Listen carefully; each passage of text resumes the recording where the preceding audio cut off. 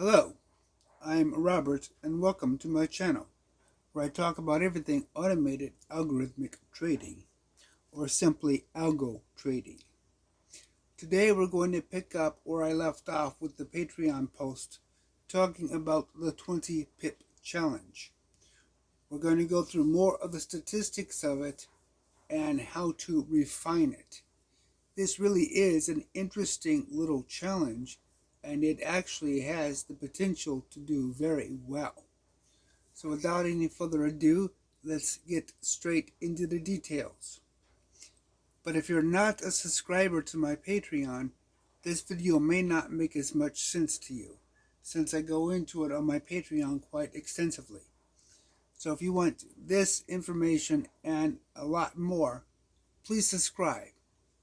The link is right here on the screen and it will be in the description.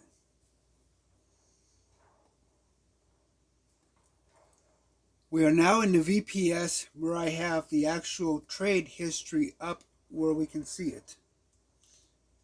Now this is two different bots combined into one trade history sorted by time, both long and short.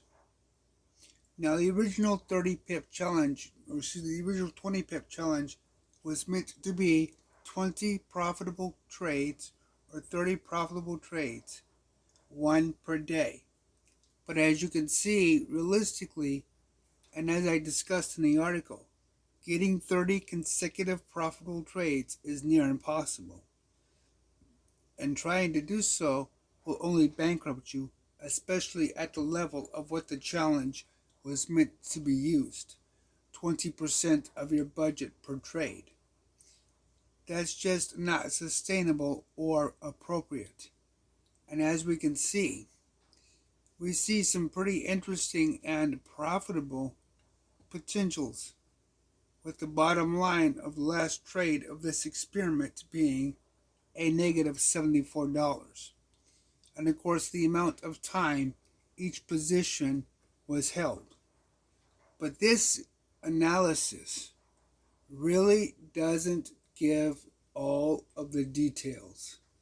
So let's go through and actually cast some light on some of the more explicit details that we're going to look at and are going to unveil some very interesting things. Now for the Euro USD market, this is a long position, which means these trades took place in a long direction. But if you've been following the information I've been posting in the videos that I've been putting up on YouTube, then you know that the Euro USD market has been very, very bearish. And subsequently, it hasn't done very well at all. A long position in a bearish market was a disaster. Thankfully, this was just a demo account, but nonetheless, it was a nasty little surprise. But the surprise gets better. And I really do mean better, because it truly illuminates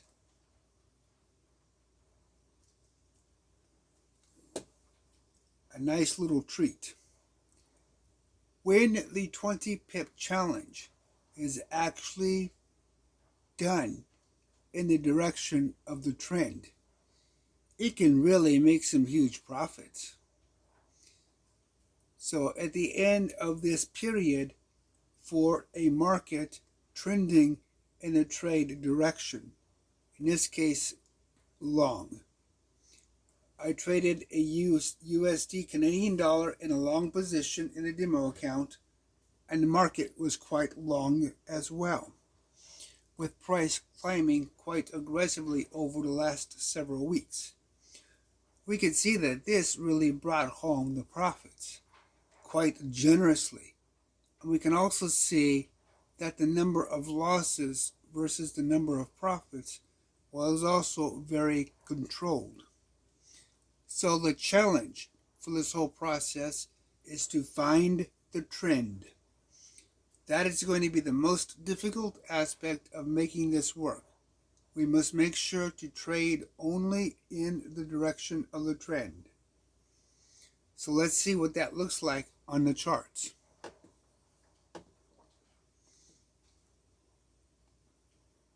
Okay, the direction of the trade doesn't matter as long as your direction is appropriate to the direction of the market. And if you've been following the Learning Python series, we've been dissecting the simple moving average. So that is exactly what I'm going to use for the basis of identifying the direction of the market. So let's take a close look at the chart. Now, asset and time frame doesn't matter. All that matters is the direction of the market with respect to the long-term trend. And in this case, the black line is the 200 period moving average. This represents the direction of the trend. And we can see right here at the point we are interested in, the trend is moving upwards. But the short term, the 20 period moving average, which is the blue line, and the purple line is the 50 period moving average. Excuse me, I got those backwards. 50 is blue, 20 is purple. So what we have is purple is the fast line. It's moving faster because it's calculating the average with less information. So going with the Learning Python information that we already have, by calculating the moving average, we're taking a rolling period or a rolling window of the last 20 candles. Now with the blue line or slow line, we're using 50 candles. And what we get by looking at this particular chart, we can actually see the market is changing direction. The long-term moving average, or the momentum, is moving upwards, but the fast line crosses below the short line, or the slow line. So what that means is the market is going to trend downwards, so we should open up a short position. So if we actually do that, we open up a short position right at the crossover point, which would be roughly right here. And now we go down to 20 pips.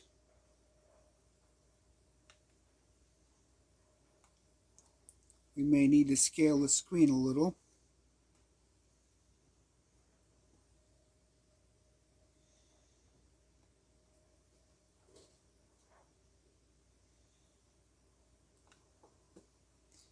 As you can see, TradingView does do some strange things sometimes.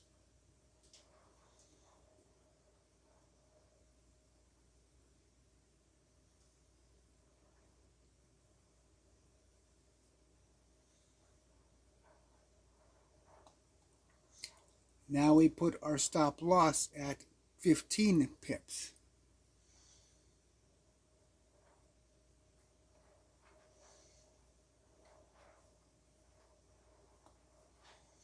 So roughly there. And now let's see if we have a winner.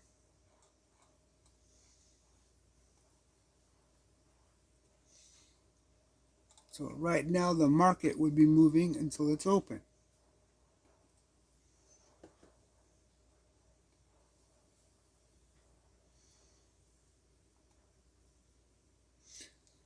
So as we can see, the market is still open, but it's moving in our direction. So this would be, at this point, a favorable trade. But that is how we basically look at the algorithm. We take the approach so that we see the market appropriately. Let's see if we can find another good example. And we scale it up where we can see it better. Okay, here we have the same rules, except this one's really nice. We see a very clear cross under of the fast line to the slow line, and the price is above the 200 period moving average. So we have the rules set for our trading approach. Now this would be another short.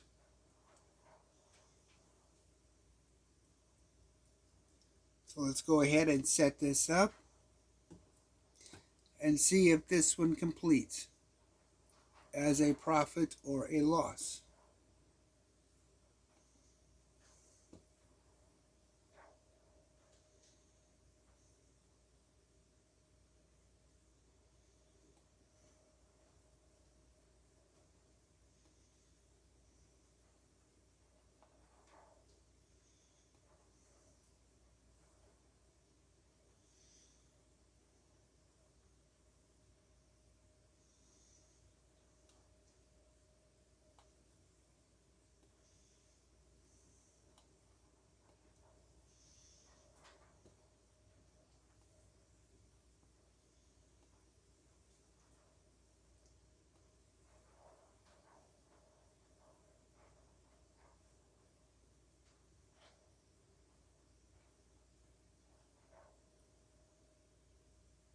And it being fickle, but we got it close enough to demonstrate. And now we stretch it out.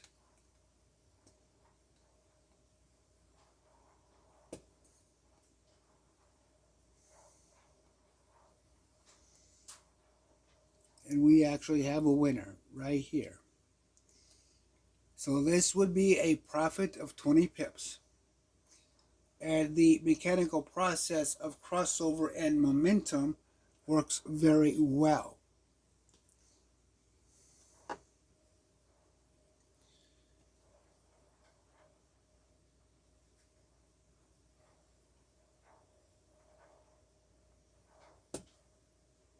Okay, let's keep going. So we can see that the principle works. Now how do we put this into code? Well, that's exactly what we're going to do. We're going to put this information into a program that will automatically do what we did manually, but much better and much more precise.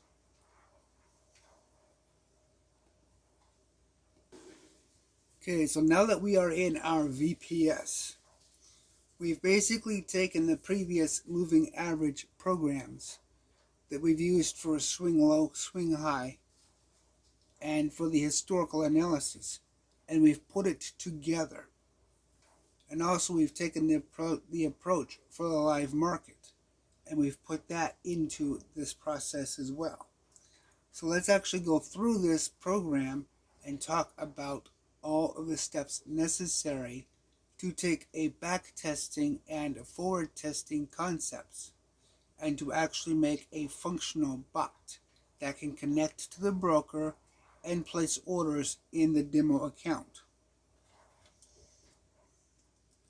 So we see the basic preamble, all of the basic imports that we need from the beginning, stuff that is in the previous programs that we're used to seeing, along with the analysis class that hasn't changed. It's still exactly as it has been. So if you've seen that from previous programs, then you'll know exactly what this is. If you haven't, then check out the supplemental repository on GitHub and be sure to take a look at the code, because this really is going to be a fully functional bot. So let's get down to the main program, because we covered all of the various components. And the actual live market part starts here. Now this is not something we need, but it is nice to see it on the screen when we're working in the logs to get an idea of what markets are performing the best for us. Because overall, this is going to help us tune and tailor our approaches to maximize our profitability and minimize our losses. So this is nothing more but just a informational function. That's all it does. Just give us information. And of course the market hours. Now this is UTC based. So as the markets rotate and change, the program also puts that information on the screen appropriate to that market. But let's get down to a function that really is one of the workhorses. This function actually sends the order to Jackrabbit Relay. Now remember, you need a fully functional relay setup. So it goes through the process of setting up an empty order, putting the identity string into the order. Remember, all orders must have an identity. Then it provides the exchange that we're working with, in this case, Oanda. The account that we're working with gets put in next. And that, of course, would be your primary account that you have in your configuration or one of your sub-accounts. In the case of this particular account, it would be Blueberry Cobbler or Lemon Meringue, one of my accounts that I've discussed previously that I use for my demos. And then, of course, the asset, in this case, Euro/Canadian. Now we are placing market orders. Straight up, that's just the way it is.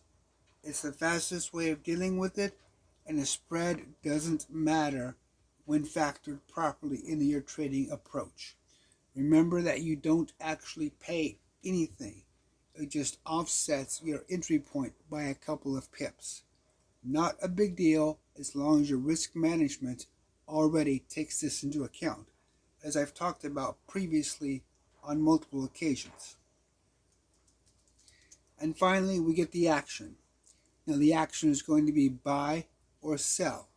So based upon what we are doing within the market, then we are going to be either buying X number of units or we're going to be closing the position out completely. And if we're buying, then the function expects to be told how many units that we are going to be purchasing. With Oanda, when we open a long position, the units are a positive number or above 0. When we open a short position, the units are below 0. And then we send Jackrabbit Relay the order. That is, we send it from our program into the Relay server, where Relay begins to process the order, validate it, and actually communicate with the exchange. And once Relay has done that, it returns the result of that information, which will either be the order ID and the information about the order or an error message. We will get the complete transaction history of what took place throughout the relay session. And that's it. That's all this function does, is it simply communicates with relay. And now we take the results that relay gave us and we look for the order confirmation ID. This is important because this is how we use for different techniques in tracking individual orders. That is, we can isolate a very specific order with this information, plus it verifies whether or not the order actually took place. And that is critical because there are situations where when you place an order, Oanda may not actually place that order and carry it out. So you need to know before you can continue the process that the order was indeed successful. If the order wasn't successful, then your program needs to take different steps in order to ensure that it functions properly on the basis of your investments.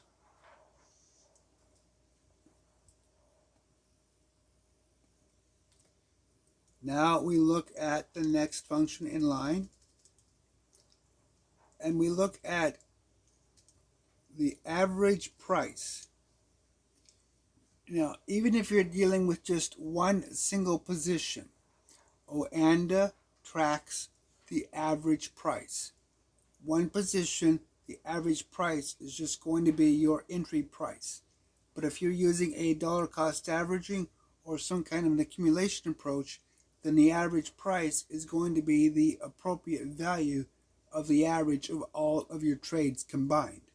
And we will see that in the future when we do take this process one step further into an accumulation.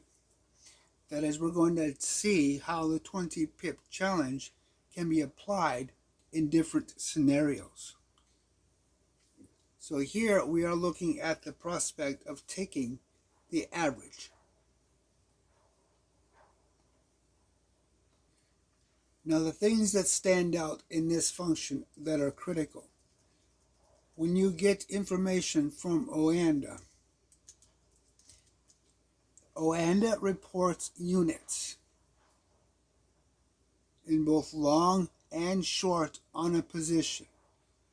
You cannot hedge both directions at once as a United States citizen. However, if you live outside the United States in the service area that Oanda allows, you can actually have both directions simultaneously going. But in the United States, you need to look at one or the other. In this case, if the number is greater than 0, then we have a long position. If the number is less than 0, then we have a short position. And if there's no positions open whatsoever for this pair, then we return nothing at all. That is, we did not find the asset, there's no price, and no unit information. Now we've seen the typical help function before, and now we get to the main driver code. We check for the number of arguments we need, and if we don't get those arguments, then we simply print out the help function and go from there. We get the account information, the asset, the time, the percent of balance that we want to use. Do not use the 20% of your balance that you hear scattered all over the internet. When you're dealing with the 20 pip challenge, or for that matter, any process, use only 1 or 2% at most of your account balance. And I personally don't recommend going over 1% for proper risk management and proper budget allocation. Your take profit value, which is going to be 20 pips. Your stop loss or deviation, which is going to be 15 pips. Short, sweet, and simple. Now we need to initialize the direction to none, because if we have a position, it will tell us the direction. If we don't have a position, then the way the market is trending will pick the direction. We remove the command line elements as we no longer need them and don't want them interfering with relay. And now, if you remember our previous videos, we now go out and get the technical data we need. We go to Oanda with the account and the asset and the time frame of choice, in which case I've chosen the 5-second time frame for my analysis. And we're pulling down 203 candles. Remember, one candle, the last candle is your live candle. We need 2 candles for analysis of a crossover. And we need 200 candles in order to have a full analysis of the momentum. So that's why we need 203 candles. And in Forex, the precision is 5 digits behind the decimal.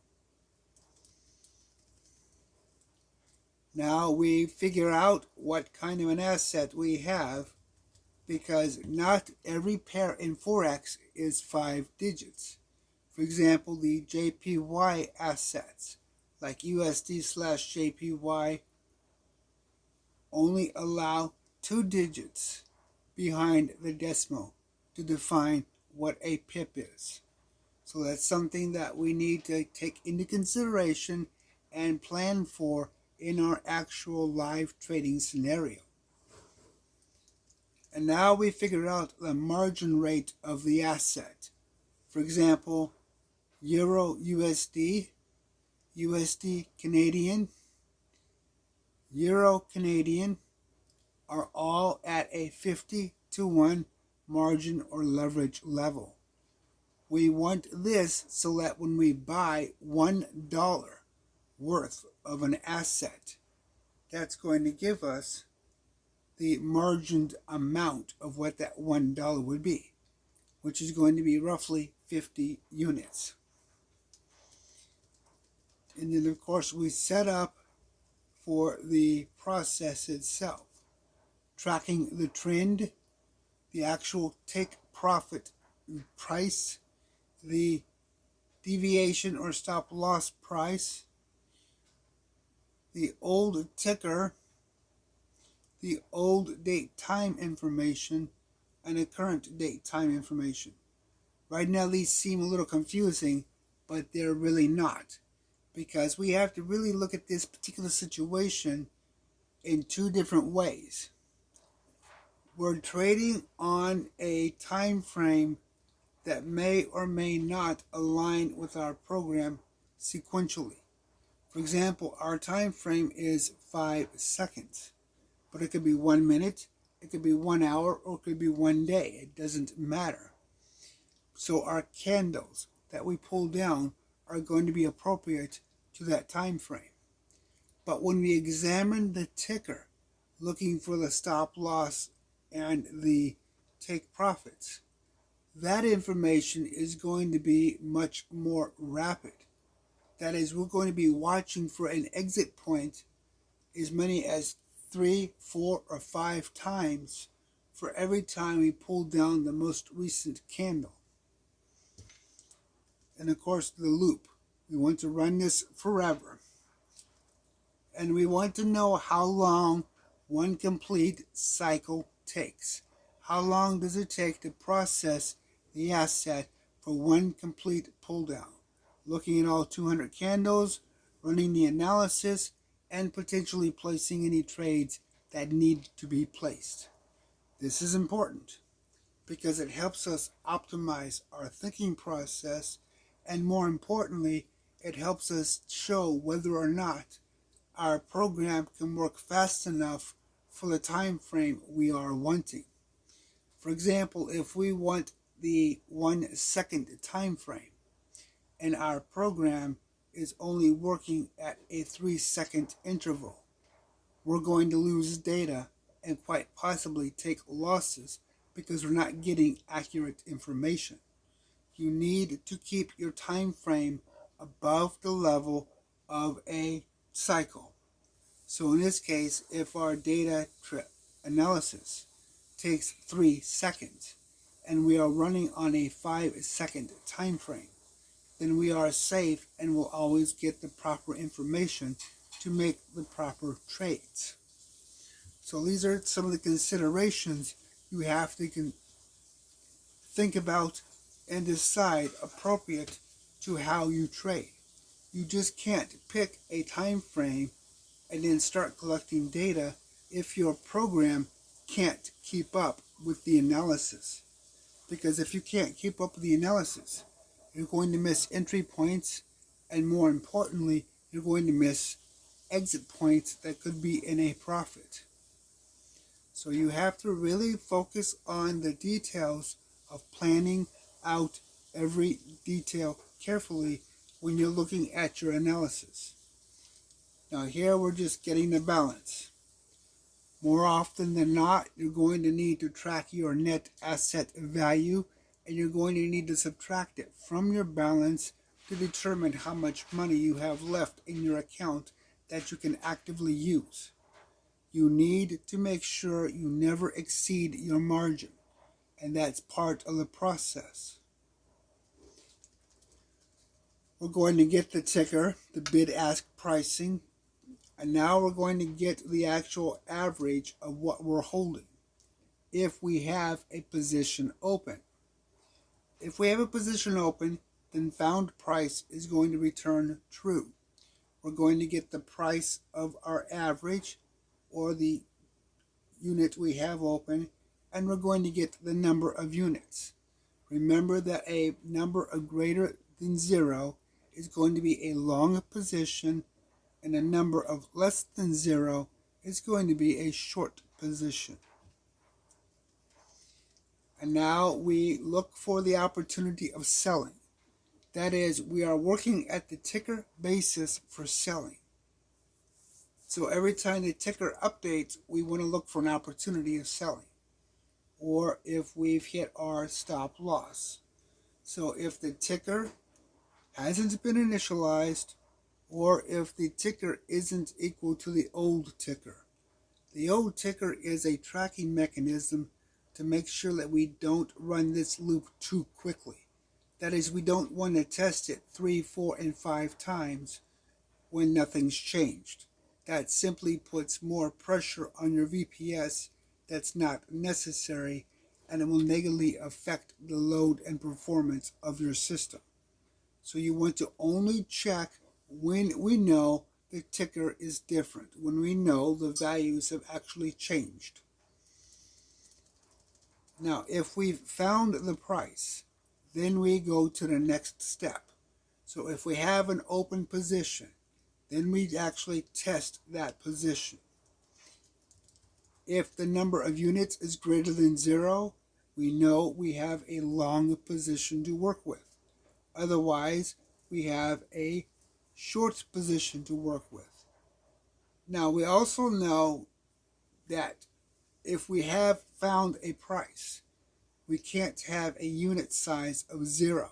So we don't need to explicitly test for the short position because the 0 case has already been tested and eliminated with just looking to see if we've had a found price to begin with. Okay, so now that we have the long direction, we look at what we need. The current price or ticker price based upon the bid. The take profit and stop losses. DP drop point, not the best variable. You should really use SL or some other variables appropriate. But for my thinking process, it fit at the time. Just be consistent about your naming. Now, let's actually look at a take profit. If the price of the ticker is greater than the take profit price, we've made a profit. We actually process the order and we close the position. We get the ID and we verify that we actually have an ID.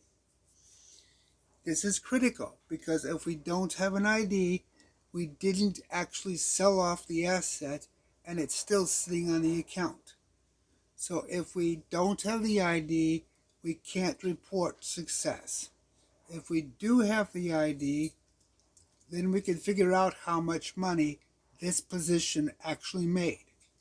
And we can log it with the Forex session.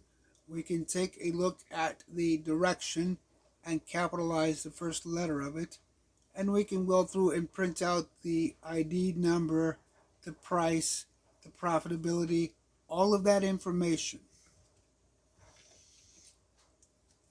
And now, if it's a stop loss, meaning we lost money, it's basically the same approach. If the ticker price is below the drop price, meaning we need to drop this asset, get out of it, take a loss, and move on. we still close it. We get the order, we verify that we closed it, and then we record the amount we actually lost. Straightforward, simple, and really just a very basic approach. You don't need to get complicated when you're putting this together. Keeping it simple is absolutely critical. Now for the short side of it, that's not any different, except the short selling uses the asking price instead of the bid price. And your take profit is on the bottom or the low end instead of the top or the high end. Your drop price is also inverted.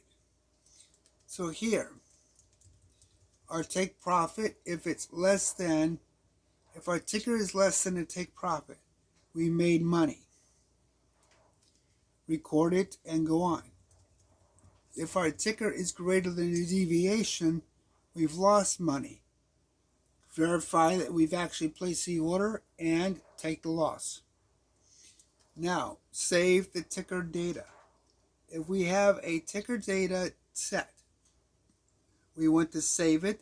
That way, when we go back up to the top for the next cycle and we're looking at the ticker again, we don't want to run all of this math for nothing. We want to make sure our VPS is focused on actual work that is meaningful, and that is looking for either a take profit or a stop loss only if the ticker changes. Now, there is a unique advantage to this approach that makes it easier to deal with some very difficult problems, such as weekends, holidays, or when the market gets closed for whatever reason. You don't want your bot breaking. So the ticker in an active market should always be changing. If the ticker stops changing, you don't want your bot doing anything, because that could be they stopped the markets are closed. In either case, you just want your bot to get in and out of the process as quickly as possible, because this bot needs to stay up and running as much as possible. So you don't want to try to figure out when is the market going to be closed, because it could technically close anytime a legislative body demands it. So by tracking the ticker, it's a lazy man's way of actually tracking when the market is open, simply because the only time the market won't be open is when the ticker is not moving, and vice versa. If the ticker is not moving, the market is not open. It simplifies your code, because trying to track time of 4 different markets is a nightmare, especially when they may cross closing time or opening time between Sunday and Friday, depending upon your time zones and jurisdictions. So this is a nice, neat little way of managing a whole slew of headaches in a way that gives you the best opportunity with the least amount of code. So now we get to the buying section. That whole section we just went through was what was needed strictly to actually sell the asset. That's it. Now we're actually going to go through the process of actually buying the asset. So if we don't have a found price, if we do not have a price on the books, if we don't have an open order, we need to create one, but only if it matches the criteria we laid out on the chart. So we get the history. That's all this line does, is it pulls down the last 203 candles. Now we get the timestamp of the last candle. Now, we've already taken off the live candle from our previous lessons of learning Python. That candle is gone completely. So at this point, all we have is strictly our historical candles. So by taking the last candle as our marker, we can actually use that as a tracking mechanism to know when the candle has updated. And that's exactly what we've done here. If the old date time is none, or the old date time tracker doesn't equal the current date time tracker, the candle is changed. So we know, because we're running this every 3 seconds, if we have a time frame of 1 hour, we don't want to constantly pull data down from the exchange if the candle hasn't changed. And we don't want to constantly run math unnecessarily. We want to maximize the usage of our VPS as much as possible, because this program might just be one of 2 or 3 different programs trading 2 or 3 different pairs on different time frames in different sub-accounts. So we don't want a program doing nothing but wasting CPU cycles if we can avoid it. So this little trick here is a way of just letting the program do its job, but not actually interfering with the selling point. So it can check every second, every 2 seconds, every 3 seconds, or whatever the program can run at for looking for the selling point, but only check for the purchase points when the actual historical data changes. Again, utilizing and optimizing your resources as much as possible. And now, we do all of the technical analysis. The 20-period moving average, or the fast line from the chart. The 50-period moving average, or the slow line from the chart. The 20-period to 50-period crossover. Remember, we want the 20-period to cross under the 50-period while the price is above the 200-period. And that is, of course, the momentum, where we track the 200-period moving average, and then we track whether or not the price is above or below it. And we pull the last 2 candles, A and B, just like we did with the last videos with the swing high, swing low. We're looking for that crossover. Now here we're looking for a trend.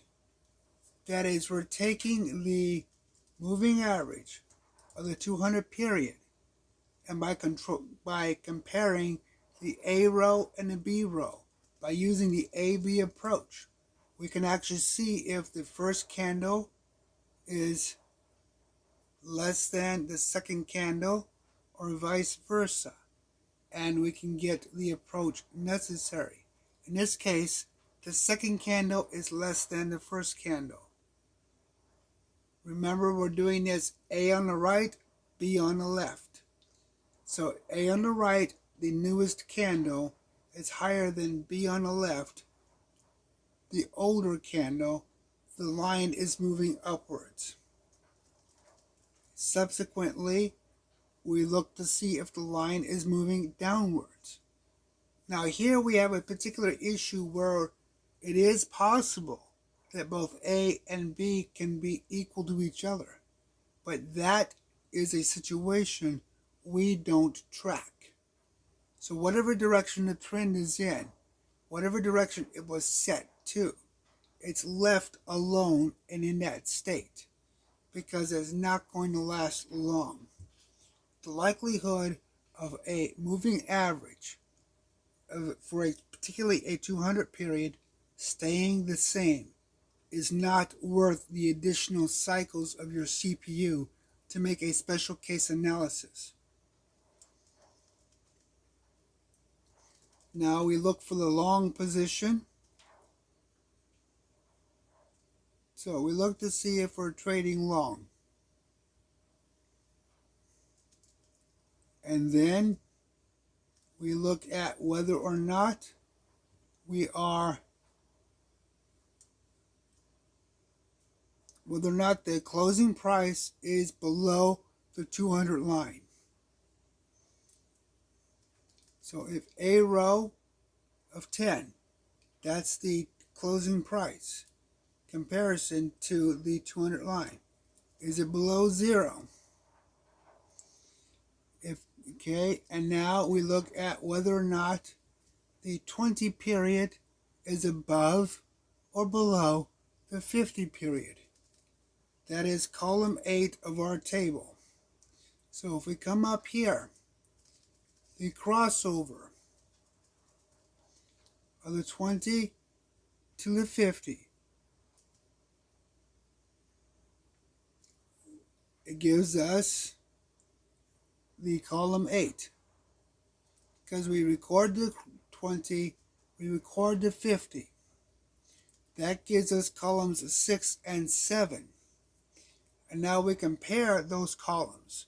That is, we compare column 6, which is the 20 period moving average calculated, and we compare column 7, which is the 50 period moving average calculated. And that produces column 8, which will be the crossover column. Numbers below 0 are under. Numbers above 0 are over. So by looking at the A-B category, that is A column, B column, or A candle, B candle, we can actually detect when those lines cross each other. Because the A candle on a crossover is going to be above, but the B candle of the crossover is going to be below. And the cross under is just the opposite, just like we saw on the chart. In fact, let's bring that chart back up. Okay, here we are looking at a chart at a very expanded rate, so that we can really get an idea of the A-B relationship. Here's the crossover, and I should say in this case cross under, since we're looking at the market going short. So this would be column A, this would be column B. A is less than B. The 20 period has crossed under the 50 period. But the closing price is above the 200 period moving average. So as you're looking at these equations and these tests, keep your charts available so you can verify exactly the logic you are using. Because sometimes the logic can get a little bit cumbersome.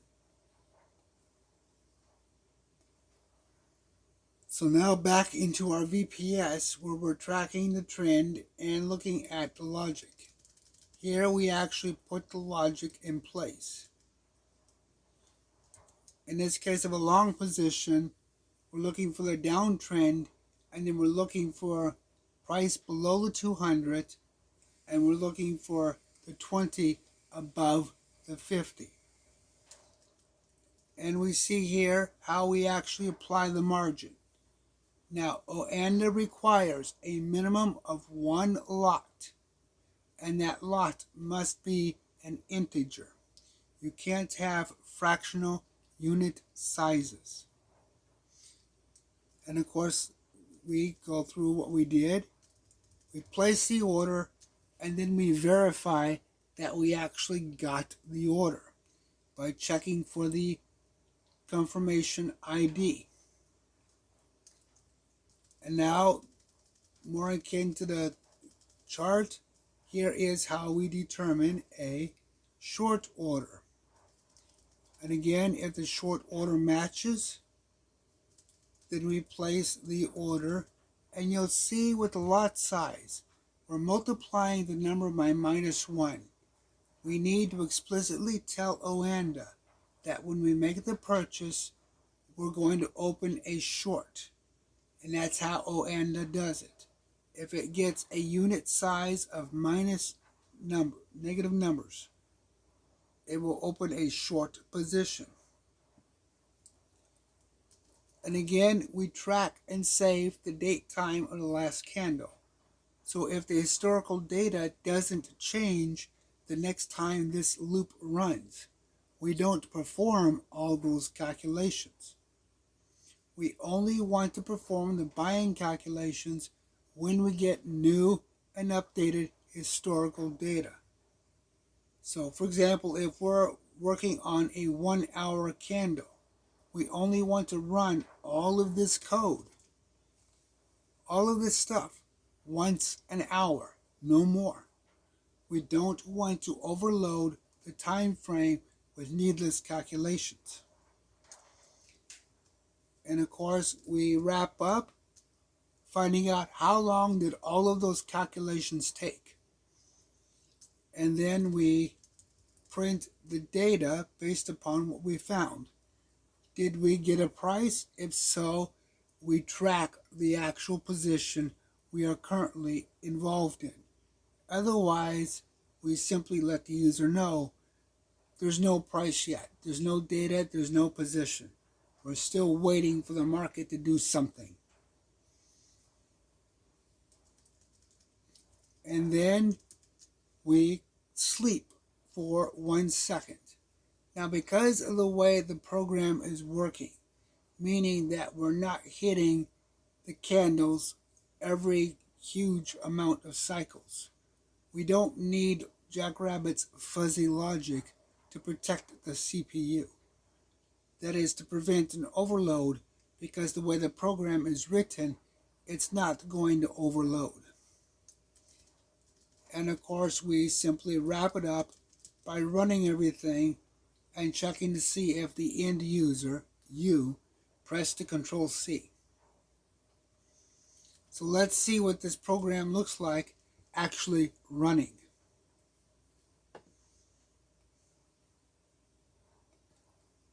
So here we are with the program actually running. So let's talk about what we have. We have the cycles of what we've actually done.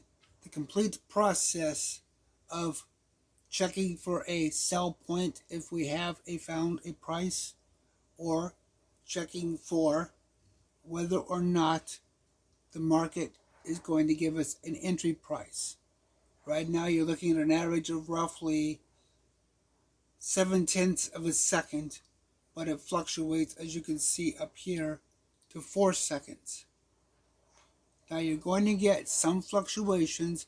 That's just normal because of the way the internet works. Oanda services hundreds of thousands of customers a day, and it takes a lot of equipment to handle servicing all of these requests. So there's going to be some natural deviation in how long that process takes. So that's what the end time is, or the elapsed time. Now we can see that the market is trending either upwards or downwards, and you can see that those trends don't last very long. And that's the point. They usually don't. And that's why trend following in lower time frames is extremely difficult. But as you can see, it's just not that stable. It's not like the 1 hour or 4 hour time frames where trend following is extremely resilient. But it's enough for us in our practices to be able to calculate the direction that we need to open the trade. And enough that we hopefully get it right to be able to win more trades than we lose. And of course, the cosmetics, knowing what market we're actually in. Right now we're in the North American market and the Sydney market. That is, both of these markets are open. And we're trading Euro Canadian. We don't have a position, and the cosmetics of just seeing what the balance is. And that's all this program does. All of that. And yet it is capable of live trading. It is capable of actually placing a trade, waiting for the trade to hit the target price, and then selling, either at a profit or a loss.